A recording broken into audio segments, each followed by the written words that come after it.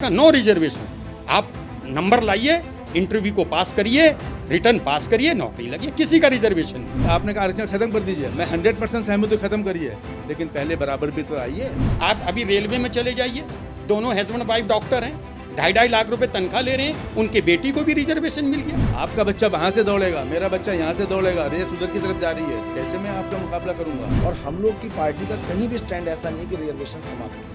हमने ऐसा कौन सा गुनाह किया कि हम पिछली जाति में हो गए?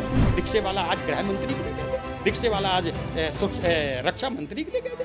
क्या ये देश इसलिए चला था कि देश में हम अपने प्रधानमंत्री को चोर कह दें और प्रधानमंत्री, पूर्व प्रधानमंत्री की बीवी को जर्सी गाय कह दें? सामान्य वर्ग के लिए जो 10% आरक्षण की व्यवस्था की गई है उस पर सुप्रीम कोर्ट का फैसला आ गया है। 2019 में केंद्र सरकार ने सामान्य वर्ग यानी जो EWS के लिए 10% आरक्षण की व्यवस्था की थी कि संवैधानिकता को सुप्रीम कोर्ट में चैलेंज किया गया था और इस पर कल ही सुप्रीम कोर्ट की एक संवैधानिक बेंच है 5 जजों की, उनका फैसला आया है जिसमें इसकी संवैधानिकता को बरकरार रखा गया है। सुप्रीम कोर्ट ने कहा है कि ये जो आरक्षण है वो संविधान का उल्लंघन नहीं करता है, समान नागरिक संहिता उसका भी उल्लंघन नहीं करता है। तो EWS पर चर्चा करने के लिए आज हमारे साथ भारतीय जनता पार्टी के जिला उपाध्यक्ष डॉक्टर पंकज कुमार गंगवार जी हैं, वरिष्ठ पत्रकार हैं सुरेंद्र प्रजापति जी, जो बामसेब से भी जुड़े हुए हैं। इधर हमारे साथ में जो साथी हैं सुनील कुमार हैं, ये सोशल एक्टिविस्ट हैं, और इधर राज शर्मा जी हैं, कांग्रेस के जिला प्रवक्ता हैं। इस फैसले को बहुत सारे लोगों ने चैलेंज किया और इसके बाद जो सुप्रीम कोर्ट का फैसला आया है उस पर बहुत सारे लोगों की प्रतिक्रियाएं आ रही हैं कि ये जो SC ST और OBC के लिए जो आरक्षण है कहीं ना कहीं उसको नुकसान पहुंच रहा है इससे। जैसा कि आप जानते हैं आज हमारे लिए बड़े खुशी का दिन है, क्योंकि हमारे ये लोकतंत्र की जीत है आज। और लोकतंत्र में जब भारतीय जनता पार्टी की सरकार है और ये लेजिस्लेचर के द्वारा ये पास किया गया और उसके बाद में उसको सुप्रीम कोर्ट की भले ही 3-2 की बेंच में 3 के साथ ये वर्डिक्ट हमारे पक्ष में आया, तो आज हमारे लिए बड़ा खुशी का दिन है।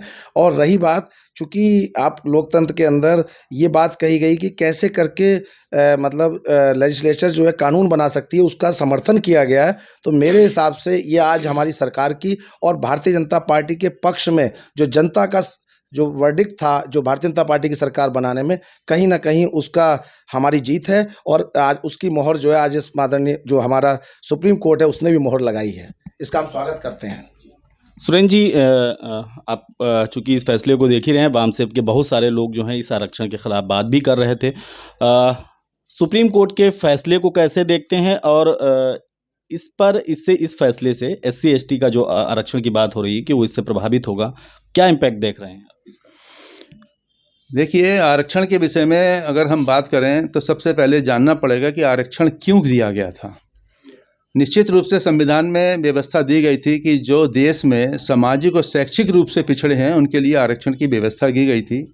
आरक्षण भी शब्द हम लोग बाद में अपने बोलचाल में तो ले आए, लेकिन उसका सही शब्द था प्रतिनिधित्व, कि जो वंचित समाज है, जो सदियों से यहाँ शोषण किया जाता रहा समाज है, उस शोषण के द्वारा उसको शिक्षा में पीछे धकेल दिया गया, सामाजिक स्तर उसका इतने नीचे गिरा दिया गया कि वो सम्मान की ज़िंदगी नहीं जी पा रहा था। ऐसे लोगों के लिए विचार करके संविधान में व्यवस्था दी गई कि जो शैक्षिक और सामाजिक रूप से पिछड़े हैं उनको आरक्षण दिया गया।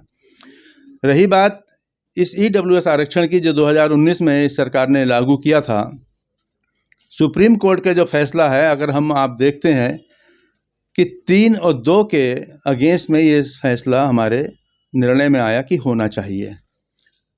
2 लोगों में वो लोग भी हैं जो सुप्रीम कोर्ट के सुप्रीम जज हैं, चीफ जस्टिस हैं, उनकी भी कहना है कि ये संविधान के विरोध में है।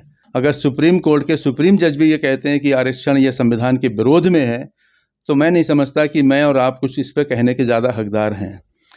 3-2 से फैसला निश्चित हुआ, कोर्ट ने फैसला करा, मानना ना मानना तो आपकी मर्जी में है, नहीं मानना तो जाएगी, लेकिन बिल्कुल असंवैधानिक है। जब दूसरे आरक्षण की, जैसे OBC आरक्षण की हमेशा बात होती है कि मंडल आयोग ने जो संस्तुति की थी उसके अगेंस्ट में आधा आरक्षण भी नहीं दिया जा रहा है, उनकी आरक्षण बढ़ाने की बात आती है तो ये कहा गया, हमेशा कोर्ट के द्वारा कहा गया कि 50% से ज़्यादा आरक्षण नहीं दिया जा सकता टोटल, लेकिन EWS कोटे का आरक्षण बढ़ाने के समय ये बात तो नहीं आती है। तो पक्षपात तो है, किन हालातों में पक्षपात हो रहा है ये किसी से छिपा नहीं है। आज कोर्ट नहीं, सारी सरकारी संस्थाएं जो स्वायत्त रूप में काम करने वाली संस्थाएं मानी जाती हैं, वो कहीं ना कहीं सरकार के दबाव में ही काम कर रही हैं। विषय से हट के बात करूंगा, 1 मिनट का समय नहीं लूँगा इससे ज़्यादा, कि अभी एक फैसला पिछले दिनों गुजरात में के केस में आया, नसीम बानो केस सबने सुना, बिल्किस बानो, जिसके बलात्कार और हत्या के जुर्म में 11 लोगों को सजाएं मिली। अभी पिछले दिनों उनको बरी कर दिया गया, ये कहते हुए कि इनका चाल चलन अच्छा है। कौन से चाल चलन की डायरी कोर्ट ने देखी? सुनने में आया है, रिपोर्ट्स आई हैं कि उनको बीच बीच में पैरोल पे 1 महीने के लिए छोड़ा जाता था, वो 2-2, ढाई महीने के बाद कोर्ट में आते थे। तो ये सब बिना शासन और प्रशासन की मिली भगत से तो ऐसा नहीं हो सकता। तो जहाँ शासन, प्रशासन, कानून सब मिल करके इस देश के बहुसंख्यक समाज के विरोध में काम करने लगते हों, तो इस फैसले का तो हमें तो निराशा पहले भी थी, आज भी निराशा हुई है कि जो सबसे ज़्यादा वंचित तबका है उसके हित में कोई भी काम सरकार नहीं कर रही है, ना कोर्ट कर रहा है। एक थोड़े से लोगों के लिए, जिनका वर्ग पहले से ही हर तरीके से सबल है, चाहे वो शासन प्रशासन में उनकी भागीदारी हो, अन्य नौकरियों में हो और व्यक्तिगत संसाधनों में भी हमसे ज़्यादा है। हमारे जब कोर्ट ने आरक्षण दिया, क्रीमी लेयर लगाई गई हमारे ऊपर, हमारी आय सीमा आज भी 6 लाख रुपए है। अगर 6 लाख रुपए से ज़्यादा आय हमारी है तो हमको कह दिया था आप क्रीमी लेयर में आ गए। उनकी आय सीमा आपने 8 लाख रुपए रखी, कहाँ जस्टिफिकेशन नहीं है? 8 लाख रुपए जिसकी आय, वो गरीब कैसे मान लिया जाता है सरकार की तरफ से? बहुत सारे पॉइंट हैं, हमारे बहुत सारे वरिष्ठ अधिवक्ताओं ने इस पर जम के बहस की, लेकिन अगर फैसला, मैं तो यही कहूँगा कि पूर्व निर्धारित फैसला है तो उसको तो 3-2 से फैसला करके दिखा दिया गया, लेकिन बिल्कुल असहमत हूँ मैं व्यक्तिगत रूप से, और ना ही ये देश के हित में हुआ है। हमारे साथ में सोशल एक्टिविस्ट हैं सुनील जी। सुनील जी, हम ये और थोड़ा समझना चाहते हैं, क्या हित इससे प्रभावित होंगे वाकई में?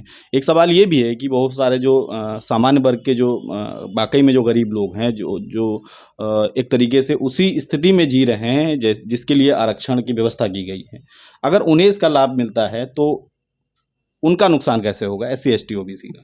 देखिए, सबसे पहले तो हमको ये जानना चाहिए कि जनरल की कैटेगरी में आज कौन कौन लोग हैं, पहली चीज़। दूसरी चीज़, अगर हम पूर्व में देखते हैं तो जो OBC के लिए काका कालेलकर कमीशन बनाया गया था, जो उसकी रिपोर्ट सबमिट की गई थी राजेंद्र प्रसाद जी को, तो उसमें 2299 जातियाँ थी, 2399। लेकिन 2399 जातियों को OBC के कैटेगरी में न रखते हुए दूसरा आयोग बनाया गया जिसका नाम BP मंडल रखा गया। तो उन्होंने जब सर्वे किया इस देश में, जातियों की गिनती की, तो 3743 जातियां आई, जिसमें से लगभग 1400 कुछ जातियां जो बच गई। 2399 के अलावा जो 3743 जातियां आई, उसमें से जो 1400 कुछ जातियां बच गई, उनको भी जनरल कैटेगरी में रखा गया। आज तक उनकी गिनती सरकारें नहीं करवाई, या तो कांग्रेस की सरकार हो या BJP की। तो एक तरीके से हम देखते हैं तो दोषी ये दोनों हैं, दोनों सरकारें हैं। दूसरी बात यह है कि जब इनको जनरल कैटेगरी में रखा गया है तो जो 10% आरक्षण दिया गया आर्थिक आधार पे, तो आर्थिक आधार पे सामान्य वर्गों को अगर ये आरक्षण दिया गया, तो क्या ये जो बाकी की जातियां जिनको OBC कैटेगरी में गिनती की गई थी, क्या इनको भी हर जगह प्रतिनिधित्व है, सरकारी विभागों में नौकरियां हैं? अगर ऐसा नहीं है तो ये जो सरकार कह रही है या फिर सुप्रीम कोर्ट अगर इस तरीके का फैसला देता है तो ये 100% असंवैधानिक है। हम लोग इस फैसले से नाखुश हैं। राज जी, इस फैसले को कैसे देखते हैं? देखो, सबसे बड़ी बात तो ये है कि इस देश में हम देशवासियों की जो सोचने की जो प्रकाष्ठा है वो कहाँ धरातल में पहुंच गई है। मेरा ये मानना है कि हम लोग, इस देश के लोग, बाबा साहब अम्बेडकर के द्वारा संविधान लिखे गए उसके अनुसार चलते हैं। मैं यहाँ पे एक बात कहूँगा कि अभी मेरे साथी BJP के उपाध्यक्ष हैं, ये कह रहे थे, मैं इसमें एक बात का विरोध ही इस बात पे करता हूँ, किसी भी सरकार का इस उसमें कोई भी वो नहीं है योगदान। अगर योगदान है तो वो सिर्फ सुप्रीम कोर्ट के जजों द्वारा दिया गया है। और इसमें एक और बात अभी मैं सुन रहा था, ये कही जा रही थी कि उस बेंच में एक चीफ जस्टिस भी थे। तो मैं एक बात क्लियर कर दूं, वो चीफ जस्टिस थे, लेकिन जब वो बेंच में बैठे हुए थे तो वो सामान्य जज थे, सब एक जैसे जज थे। ऐसा नहीं था कि उनका फैसले को 2 नंबर ज़्यादा दिए जाते और औरों को कम दिए जाते। और मैं ये कह रहा हूँ कि हम लोग इसका अभी इस लेवल पे नहीं पहुंचे कि हम अपने जो उसको हम आदरणीय माननीय सुप्रीम कोर्ट कहते हैं उनके द्वारा दिए गए निर्णय को कभी विरोध की तरह देखें। और मेरी अगर आप व्यक्तिगत राय पूछेंगे तो ये उन्होंने बहुत ही बेहतरीन फैसला दिया, ये मेरी व्यक्तिगत राय है। मतलब कांग्रेस पार्टी, हम इसे ऐसे भी समझें, कांग्रेस पार्टी इस फैसले के पक्ष में है क्या? नहीं, मैं अब एक चीज़ और मैं बता दूं आपको, क्योंकि हम जिला बरेली में बैठे हैं, मैं जिले का प्रवक्ता हूं, तो शायद मेरे लिए भी औचित्य नहीं है और शायद आपके लिए भी औचित्य नहीं है कि हम नेशनल लेवल पे जाके ये सवाल करें। क्योंकि मैंने अब तक ये पढ़ा, मेरी भी 50 से ऊपर उम्र की हो गई है, मैंने अब तक यही पढ़ा कि नहीं, सरकार का कोई रोल नहीं है इसमें, किसी भी चीज़ में नहीं है। जब सरकार फेल होती है तभी सुप्रीम कोर्ट आगे आते हैं। तमाम केस देख रहा हूं मैं सरकारों के, स्वयं संज्ञान ले रहा है उच्चतम न्यायालय, उच्च न्यायालय। तो इसमें कोई भी ये गलतफहमी के शिकार में ना रहे कि ये सरकार ने करा दिया, ऐसा करा दिया, कुछ नहीं कराया है। ये अगर करा है विद्वान जजों ने करा है, और हमेशा फैसले ही इवन नंबर पे होते हैं कि भाई 3, 5, 7 ये होना था। अगर अभी पांचों की पांचों जज अगर फैसला दे देते तो फिर हो जाता कि ये तो सरकार ने एक तरफा करा दिया। ये ना तो किसी सरकार ने कराया, और सरकार, मैं ये चाहता हूं, मैं अपने ही लेवल पे बात करना है, किसी सरकार को इसके योगदान में अपना वो योगदान नहीं लेना चाहिए। ये सिर्फ जजों ने करा है, और उनको जो अच्छा लगा, उनको जो लगा। जज कोई फैसला एक दिन में पढ़कर नहीं देता है, ये फैसला कोई 24 घंटे में पढ़कर एग्जाम देने नहीं चले गए कि बरेली कॉलेज में MA इकोनॉमिक्स का देने गए हूं। उन्होंने जजों ने पढ़ा होगा, इसलिए उन्हें विद्वान जज कहते हैं। और शायद यही अच्छा हमारे देश की जनता के लिए हो कि कम से कम हम सुप्रीम कोर्ट के जजों के लिए उंगली ना उठाएं। यही बेहतर देश के लिए होगा, यही देश की जनता के लिए होगा। पंकज जी, आपकी पार्टी पे आरोप लगते हैं कि उन्होंने जो है एक छोटे से समुदाय की या छोटे से वर्ग को जो है खुश करने के लिए ये आरक्षण जो है EWS का लेकर आए हैं। आपने अभी देखा होगा कि कोर्ट के जजमेंट में ऑनरेबल जज ने क्या कहा कि हमें इंक्लूजन अप्रोच पे जाना होगा, और जो इकोनॉमिकली बैकवर्ड क्लास हैं वो किसी भी जाति में हो सकती हैं, क्योंकि ये उसको लेकर, तो हम लोगों ने माना कि उनको भी मुख्य धारा से लाना चाहिए। अब तक EWS में इकोनॉमिकल वीकर सेक्शन की बात होती थी, उसमें एक तरीके से क्लास के आधार पर बात होती थी, या socially and economically backward class. आज जो इकोनॉमिक के आधार पे जो हम लोगों ने ये मुद्दा जनता के बीच में रखा, उसका मैंडेट हमें मिला और हम सरकार में आए। उसके बाद हमने 103 जो संविधान संशोधन किया, उसी जनता की भावनाओं के अनुरूप हमें सरकार में समर्थन मिला, और हमने अपनी बात को कहा अनुसार करके दिखाया, और उसका समर्थन आज माननीय ऑनरेबल जजेस ने भी 3-2 से हम लोगों के पक्ष में निर्णय आया है। इसका मतलब ये मोहर लगती है कि भारतीय जनता पार्टी ने जो मुद्दा लेकर के जनता के बीच में गई, उस जनता के उस संशोधन को करके जो हम लोगों ने निर्णय किया, वो निर्णय आज कोर्ट ने भी हमारे पक्ष में निर्णय दिया है। अच्छा, एक सवाल इसमें और भी है कि जो भी बहुत सारे जो SC ST के भी लोग हैं, एक वरिष्ठ शिक्षाविद हैं, पत्रकार भी हैं दिल्ली मंडल, उनका ये कहना है कि ये कोई गरीबी उन्मूलन अभियान नहीं है आरक्षण, और ये प्रतिनिधित्व का मसला है, और इसलिए ये जो है संविधान के खिलाफ है। नहीं, ठीक है, उसमें आपने देखा होगा सभी जजेस ने अपने अपने व्यूज़ दिए हैं, उसमें जो गरीब उन्मूलन की बात आपने करी है, लेकिन हम ये मानते हैं कि चूंकि लोकतंत्र में सर्वोपरि जनता होती है, और जनता ने हमारी सरकार एक बार नहीं बार-बार बना रही है, और हमारे मुद्दे जनता के बीच में, कभी हमने बैकडोर से कोई काम नहीं किया, जनता के बीच में मुद्दे रखे, अपने मैंडेट में रखे, उसके बाद समर्थन लिया, और समर्थन लेकर के हमने संविधान के अंदर इसको पास किया है, और उसका समर्थन भी आज सुप्रीम कोर्ट के द्वारा भी वो चीज़ को सत्यापित किया गया कि नहीं, ये चीज़ ठीक है, क्योंकि ये संविधान के अंदर लेजिस्लेचर को ये कानून बनाने का अधिकार है। ये बात आपने देखा होगा जजमेंट में क्लियर कट लिखी गई है। रही बात इसको उन्होंने कहा भी, जो 50% की बात आती है कि अगर किसी प्रदेश के अंदर अगर हम उन्हें एम्पावर नहीं करेंगे सरकार को, तो वो अपनी इंक्लूजन अप्रोच के साथ उसको अपने क्षेत्र की जनता को, अपने प्रदेश की जनता को मुख्य धारा से नहीं ला पाएगी। इसी चीज़ को लेते हुए आपने जजमेंट में जजेस के द्वारा जो दिया भी गया है, उसमें क्लियर कट लिखा गया है। तो इसका मतलब जो हमारी अप्रोच है, भारतीय जनता पार्टी की जो सरकार है, जो जनता के बीच में जैसे मुद्दे लेके जाती है और सब समावेशी भावनाओं के साथ कार्य करती है। हम लोग विघटन नहीं चाहते जाति के आधार पे, मजहब के आधार पे। हम लोग चाहते हैं एक भारत श्रेष्ठ भारत की हम लोग कल्पना करते हैं, और जो लोग भी पीछे रह जाते हैं हम लोग उन मुद्दों को लेके आते हैं, और सरकार के पक्ष में जनता का समर्थन आता है, उसके हिसाब से उसका कानून बनाने का काम करते हैं। सुरेंद्र जी, एक बात इसमें ये निकल के आई है, सॉलिसिटर जनरल हैं, उन्होंने सरकार का पक्ष रखा है कोर्ट में। उन्होंने कहा कि जो 50% जो आरक्षण है उससे ये प्रभावित नहीं होगा। ये जो सीटें शैक्षणिक संस्थानों में, उन्होंने कहा कि हमने करीब 2,15,000 के समथिंग सीटें जो हैं अलग से बढ़ाने की व्यवस्था की है। मतलब जितना आपका आरक्षण है वो उतना रहेगा, EWS के लिए हम अलग से व्यवस्था करेंगे। देखिए, जो सरकार कह रही है कि अलग से, ये बात तो ठीक है, लेकिन जैसा सुनील जी ने भी एक सवाल आपसे करा या अपने सामने रखा कि जो आरक्षण 27% मंडल कमीशन के आधार पर OBC को दिया जा रहा है, 1993 में ये फैसला लागू हो गया था। 93 से अगर आप देख लें तो 7 और 22 29 साल में क्या OBC का 27% आरक्षण का कोटा पूरा हो पाया? यदि नहीं हो पाया तो क्या सरकार ने इन वर्गों के लिए कौन सी योजना अब तक बनाई? हम प्रतिनिधित्व की बात कर रहे हैं ना। अगर प्रतिनिधित्व हमारा पूरा नहीं हो पाया, और जैसा हम सब जानते हैं संविधान में भी लिखा गया है कि आरक्षण आर्थिक आधार पर नहीं, कोई गरीबी मिटाने का माध्यम नहीं है।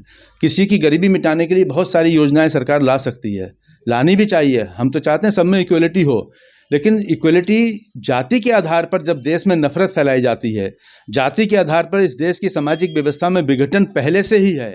ये सरकारें बाद में आई हैं, विघटन बहुत पहले से है। किसी भी सरकार ने उस विघटन को दूर करने का प्रयास नहीं किया गया। क्या बात है कि हम पिछली जाति में आते हैं?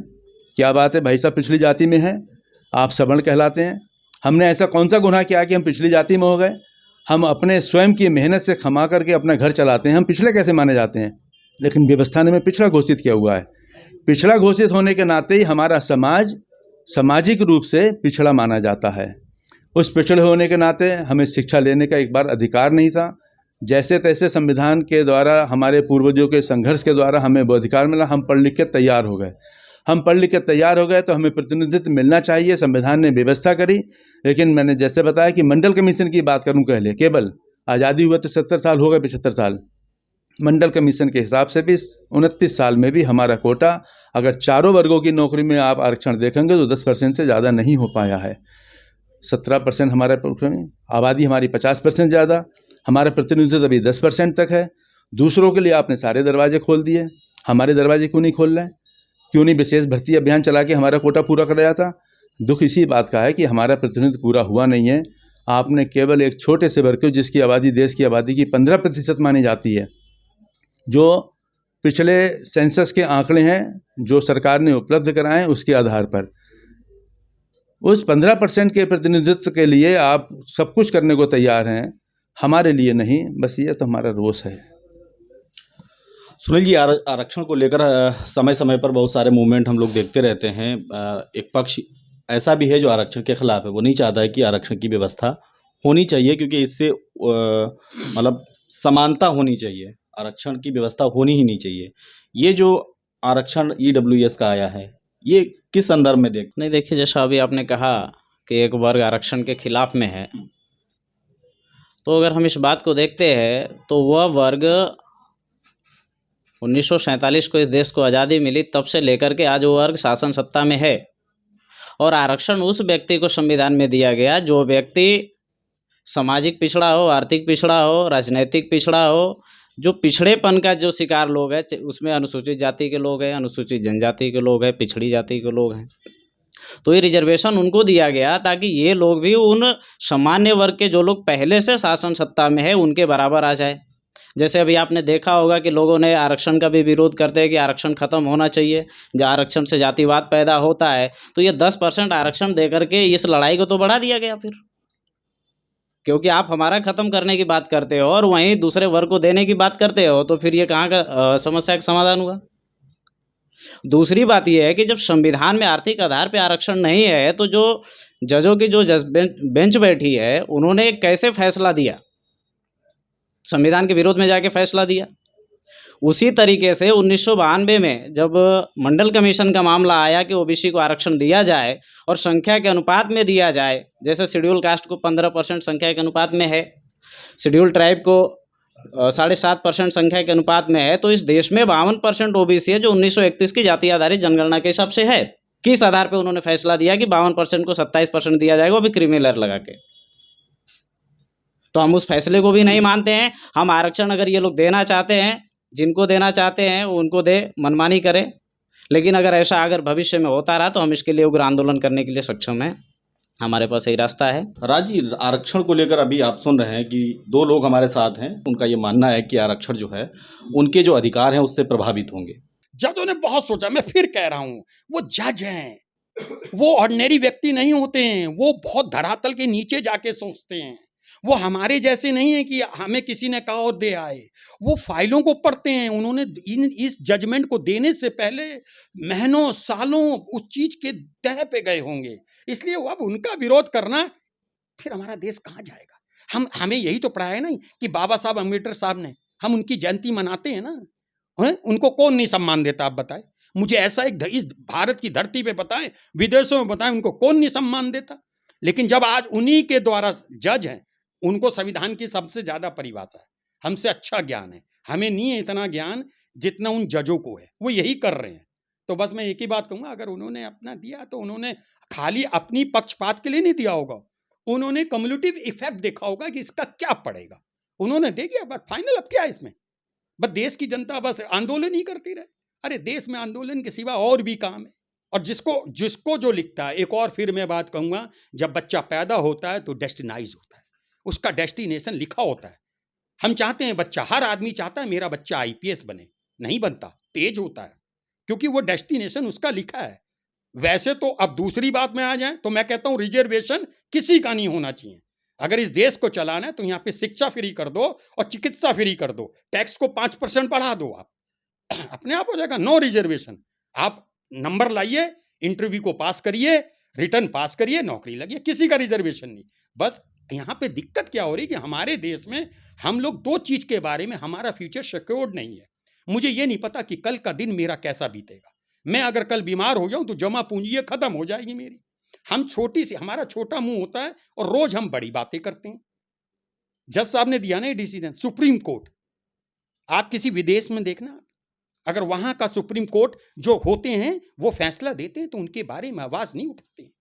मगर हमारे यहाँ क्या है, मेरे जैसा छोटा सा व्यक्ति भी जज साहब के बारे में कुछ भी कह सकता है। ये छूट है, यही एक विडंबना है। इस देश को पीछे इसलिए जा रही है देश, और देश जब पीछे जाता है तो याद रखिए देश की जनता जाती है, हमारी जनरेशन खराब हो जाएगी। इसलिए सोचना है कि हमें उंगलियां किस पे उठानी और किस पे नहीं। आपने कहा आरक्षण खत्म कर दीजिए, मैं 100% सहमत हूं, खत्म करिए, लेकिन पहले बराबर भी तो आइए।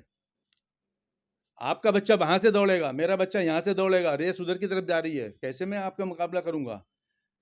आज देश में 2 स्तर की शिक्षा है, एक कराइए और 10 साल बाद आरक्षण खत्म करके देख लीजिएगा। एक कराइए ना शिक्षा का स्तर। एक बच्चा एसी घर में रह करके एसी हॉल में जाकर के स्कूल में जाके पढ़ता है, एक बच्चा टाट पट्टियों में पिलता, पढ़ाने वाला मास्टर नहीं है, स्कूल के नाम पे केवल बैठ जाता जा करके। कैसे आप उसका मुकाबला एक साथ करा सकते हैं। आप इस जमीनी स्तर पे पहले एक करिए, देश को सरकारें करें। मैं स्वागत करता हूँ, आरक्षण खत्म कर दीजिए 10 साल बाद, लेकिन इस 10 साल में समानता तो लाइए पहले आप।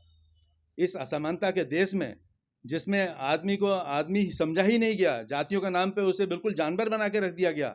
आज वो जानवर के लोग पढ़े लिख के कुछ सबल हो गए हैं, कुछ चाहते हैं, तो उनके हक अधिकारों को काटने के लिए तमाम प्रपंच रचे जा रहे हैं सरकारों द्वारा। मैं कोर्ट पे कभी उंगली नहीं उठाई। मैंने फिर आपसे कहा, सरकार लाई ये फैसला, कोर्ट ने तो मोहर लगा देनी है। आप कह रहे हैं सालों पढ़ते हैं, बिल्कुल पढ़ते होंगे, उनका काम है ये, प्रोफेशन है उनका ये। लेकिन हमेशा जजों को सरकारों ने भी कभी, आप ही की सरकार थी, साहबानो केस का मामला कौन नहीं जानता, कोर्ट ने क्या फैसले दिए, सरकार ने फैसला पलटा नहीं किया, आप ही की सरकार थी। तो फैसले तो पलटे जाते हैं, इसमें पलटने का मतलब जज की विद्वता पे उंगली नहीं है। मैं फिर कहता हूँ एक सवाल, कोलिजन सिस्टम खत्म करिए, न्यायिक आयोग बनाइए, उसके माध्यम से परीक्षा हो, परीक्षा में जो पास हो उसको जज बनाया जाए। ये नहीं कि न्यायाधीश ने किसी का नाम रिकमेंड कर दिया उसी को जज आप बना देंगे, फिर आप विद्वता की बात करते हैं, योग्यता की बात करते हैं। आज भी कंपटीशन होता है, आप देखिए ओबीसी की लिस्ट, सबसे ज़्यादा नंबर उसी के आते हैं, लेकिन बैरियर खड़ा कर दिया, इससे ज़्यादा उसको रिजर्वेशन देंगे ही नहीं। कहाँ से हमारा कोटा पूरा करेंगे आप। तो मानसिकता को समझने की जरूरत है भाई। मैं किसी व्यक्ति के विरोध में नहीं हूँ, मैं केवल और केवल सिस्टम के विरोध में हूँ। इस देश का सिस्टम दुरुस्त करवाइए। आपकी सरकार है, आपकी सरकार आती जाती रहती है, आपकी भी आती जाती रहेगी, हम तो सरकार में भी कोई दूर नहीं है। आप दोनों लोग मिलकर सिस्टम ठीक कराइए, आरक्षण खत्म करिए। खत्म करने से पहले आपको शिक्षा का स्तर सुधारना पड़ेगा। एक मिनट मैं बोलता हूँ। 2 स्तरीय शिक्षा खत्म जी, करनी पड़ेगी। ऐसा है कि मेरे काबिल जो है, आपने कहा मैं ओबीसी वर्ग से हूँ। भारतीय जनता पार्टी हमेशा जो है किसी भी जाति के आधार पे नहीं बांटना चाहती, क्लास के आधार पे। हम लोगों ने हमेशा रिजर्वेशन का पक्ष लिया है, कभी इसका विरोध नहीं किया है। और जो बात हम लोग लोकतंत्र और सबसे बड़ी जो हमारा सुप्रीम कोर्ट है, जो सर्वोच्च न्यायपालिका है, तो उसके द्वारा, दोनों के द्वारा जनता के भावनाओं के अनुरूप हम लोग मुद्दे ले जाते हैं, उस मुद्दे का समर्थन प्राप्त करते हैं, उसको संविधान संगत उसको पास करते हैं, और पास करने के बाद उस चीज़ को, जिन लोगों के भी कोई कंट्रोवर्सीज होती हैं, वो लोग न्यायपालिका में गए और न्यायपालिका ने भी उसका समर्थन किया है। और हम लोग की पार्टी का कहीं भी स्टैंड ऐसा नहीं है कि रिजर्वेशन समाप्त किया जाए। हम लोग हमेशा चाहते हैं कि एक भारत श्रेष्ठ भारत में सभी लोगों को, जो लोग कहीं पीछे रह गए हैं, चाहे इकोनॉमिकली चाहे सोशली, दोनों का सम्मान करते हैं और दोनों को मुख्य धारा में लाते हुए एक भारत श्रेष्ठ भारत और विश्व गुरु बनाने की दिशा में निरंतर जनता की भावनाओं के अनुरूप कार्य कर रहे हैं। मैं इसी के साथ सभी अपने जो मेरे पैनलिस्ट बैठे हैं, सभी की भावनाओं का सम्मान करते हुए, और जो उनकी भी भावनाएं हैं, उनका ही भविष्य में ऐसा कुछ मुद्दा होगा, उसका भी अगर वो न्याय संगत होगा, संविधान लोकतंत्र के संगत होगा, उसको भी, उन विचारों को भी हम लोग लेते हुए और अपने संविधान में उसको लाते हुए उसको कानून बनाने का काम करते आएंगे। और जनता ही हमारे लिए सर्वोपरि है, जनता के अनुरूप हम लोग काम करते रहेंगे। और रिजर्वेशन की बात तो ये है, मैं कहता हूं जब एक बार रिजर्वेशन मिल गया, ये मेरी अपनी व्यक्तिगत सोच है, एक बार रिजर्वेशन मिल गया, क्या है, आप अभी रेलवे में चले जाइए, दोनों हस्बैंड वाइफ डॉक्टर हैं, 2.5 लाख रुपए तनख्वाह ले रहे हैं, उनके बेटी को भी रिजर्वेशन मिल गया। बताइए ये कहां, ये भी तो नाइंसाफी है ना। बहरहाल मेरा ये मानना है कि इस देश में सबसे बड़ी बात है, जो हम लोग कहते हैं गुलदस्ता है, ये सभी जातियों को लेके चलता है। कर दो ना, मेरा नाम राज भारत क्यों नहीं हो जाता, इनका नाम डॉक्टर पंकज भारत क्यों नहीं हो जाता, ये प्रजापति क्यों लिख रहे हैं, ये सुनील कुमार क्यों लिख रहे हैं। पहले आप इस पे जाइए। इस देश में क्या हो रहा है पिछले 10 सालों में, जो चाहे प्रधानमंत्री को गलत कह दे, जो चाहे पूर्व प्रधानमंत्री के बच्चे को गलत कह दे। जैसे मैंने आपको कहा था, मैं जिले का प्रवक्ता हूं, मैं उतनी ही बात करूंगा, मैं राष्ट्रीय राजनीति के दिशा निर्देश नहीं दे सकता। मगर इस देश में हो क्या रहा है बताइए, जब चाहे कोई किसी को कह देता है। रिक्शे वाला आज गृह मंत्री के लिए कह दे, रिक्शे वाला आज रक्षा मंत्री के लिए कह दे। क्या ये देश इसलिए आजाद हुआ था? क्या इस देश ने जो आजाद हुआ, अगर इस देश की आत्मा कहीं देख रही होगी तो अपने आप में विलाप करती होगी। मेरे भाई, हम छोटे से EWS में अटके हुए हैं, फिर कहते हैं, हाँ एक और बात में आ जाऊं, ऋषि सुनक ना, उनको बना दिया गया। लोग कितना खुश हो रहे हैं, एक इंडियंस मूल तत्व जिसमें इंडिया का था, उसको बना दिया गया। क्यों? कैसे गलत सोचते हैं, अल्पसंख्यक को नहीं बनाया गया वहां, अल्पसंख्यक नहीं, उन्होंने चुना। उन्होंने ये नहीं देखा ये बहुसंख्यक है या अल्पसंख्यक है, उन्होंने चुना कि ये डॉक्टर गंगवार साहब अच्छे हो सकते हैं, इनको चुन लो भाई। क्यों नहीं सीखते वो बात हम? अभी भी नेता लोग सब कोई कुछ भी कह सकता है। इसलिए यार, हमारी सोच कहाँ है? हम लोग पढ़ लिख के भी अनपढ़ों की तरह बातें करते हैं। क्या है हम लोगों ने? कम से कम हमें अपने देश के लिए सोचना चाहिए। आज भी हम किस में बटे हुए बताइए? जातियों में तो बटे हुए हैं। और लोग कहते हैं सरकारी नौकरियां नहीं है, मैं कहता हूं सरकारी नौकरियां हैं। अरे बच्चा पढ़े तो, बच्चों को कभी टोका? 10th में बच्चा आता है, उसे 25,000 का आप मोबाइल लेके दे देते हो, 12वीं में आता है 2.25 लाख रुपए की मोटरसाइकिल देके दे देते हो, और दिन भर टीवी में आता रहता है बलात्कार हो गए, उसके दिमाग में ये बलात्कार रेप चलता रहता है। और कहते हैं ना, सब कॉन्शियस माइंड में जो चलता है वो होता रहता है, ऑटोमेटिकली होता है। इसलिए अब ये रिजर्वेशन मिल गया, किसको मिल गया, कैसे मिल गया, अभी बहुत लोग हैं सोचने के लिए। अभी बाकी लोगों को सोचने की जरूरत नहीं है। जहां हम सोचते ना, अच्छा बताइए, मैं अपने के लिए कहता हूं, मैं किसी भी बिले नहीं, मैं क्या प्रोडक्टिव हूं अपने देश के लिए, मैं बोल रहा हूं। स्वयं पहले देखिए, अपने को देखिए, आप क्या करते, मैं अपने देश के लिए क्या करता हूं बताइए। मेरा प्रोडक्टिव क्या है, मुझे ही नहीं मालूम। बस मुझे आज के देश में जो परिदृश्य मुझे दिखता है, जब चाहो प्रधानमंत्री को कह दो। यह है देश, कि इस देश में हम अपने प्रधानमंत्री को चोर कह दें और प्रधानमंत्री, पूर्व प्रधानमंत्री की बीवी को जर्सी गाय कह दें। ये देश में हम सिखा रहे हैं, हमारा बच्चा क्या सीखता होगा? तो मेरे भाई, इस देश को बचाने के लिए खुद संभल कर चलना है। अपने माइंड को 56 इंच का माइंड को करना है, हमें माइंड को 56 इंच का करना। सोच, ठीक है, कभी अमेरिका में सुना ओबामा अपने मस्त हो गए, कभी कभार बोलेंगे वो किसी के खिलाफ, यहां पीछे पड़ जाएंगे। ये तो अच्छा हुआ हम लोग एक तो एक दूसरे को जान रहे हैं, बहुत अच्छी बात है। नहीं तो ऐसा प्रकट होता है कभी कभी, बाद में हम लोग सब मिल रहे होते हैं, लेकिन जब टीवी में चल रहे होते हैं तो उसमें लगता है दे धनाधन दे धनाधन। मैं आपके इस माइक के माध्यम से कहना चाहता हूं, इस देश को बचाने के लिए जनता को स्वयं जाति से ऊपर उठना होगा, स्वयं जाति से। मैं नहीं मानता जातिवाद। यार फॉर्मूला क्या है? आप अपने को बैकवर्ड कहना छोड़, मैं नहीं कहता हूं, आप अपने को बैकवर्ड कहना छोड़ दीजिए। अब आप ही जैसे आप, मैं कह रहा हूं आप पिछड़े हो। अब एक मेरी इतनी देर में पिछड़ा शब्द 2 बार आया, मैं नहीं कहता हूं, मेरी एक आदत है स्वयं की, मुझे नहीं लगता है। मेरे से मुसलमान भी बात करता है, ठीक है यार, मेरा जो भी सोचो वो मेरे घर की 4 दीवारी में है। ईडब्ल्यूएस आरक्षण पर भारतीय जनता पार्टी के जो जिला उपाध्यक्ष हैं उनका पक्ष आपने सुना है, कांग्रेस के प्रवक्ता हैं उनका पक्ष सुना है, हमारे साथ में प्रजापति जी थे उनका पक्ष आपने सुना है, और सोशल एक्टिविस्ट सुनील कुमार जी थे। भारतीय जनता पार्टी की जो नेता है उनका ये कहना है कि वो जनता के बीच में जाते हैं और जनता के मुद्दे उठाते हैं, जनता की अदालत में जो वो वादे करते हैं वो पूरे करते हैं, और उस पर ऐसा ही ईडब्ल्यूएस को लेकर जो उनका एक वादा था वो उस पर सुप्रीम कोर्ट ने भी मोहर लगा दी है। सुरेंद्र प्रजापति ने उस पर जो है अपनी असहमति जताई है, वो फैसले से असंतुष्ट हैं, उन्हीं की तरह सुनील कुमार जी भी असंतुष्ट हैं। कांग्रेस के जो प्रवक्ता हैं उनका ये मानना है कि ये फैसला या ये जो आरक्षण की व्यवस्था है इसका क्रेडिट जो है किसी पार्टी को नहीं लेना चाहिए। अगर इस फैसले से बाकी लोगों को अगर कोई असंतुष्टि है तो उन्होंने अपनी व्यक्तिगत राय ये जताई है कि आरक्षण की व्यवस्था ये खत्म कर देनी चाहिए, जिससे कि ये जो असमानता की बात है ये ना हो। इंडस न्यूज़ 24/7 पर आपने ये दिलचस्प चर्चा सुनी है। इसको लेकर आपके मन में कोई सवाल हो, आप चाहते हो कि आरक्षण पर चर्चा होनी चाहिए, या जो सुप्रीम कोर्ट का फैसला आया है हम फैसले पर कोई सवाल नहीं खड़ा कर रहे हैं, लेकिन इस व्यवस्था पर जो ईडब्ल्यूएस जो सामान्य वर्ग के जो गरीब लोग हैं, आर्थिक रूप से पिछड़े हैं, उनको 10% आरक्षण की जो व्यवस्था की गई है उसको लेकर आप कैसे सोचते हैं, इस पर अपनी राय ज़रूर दें।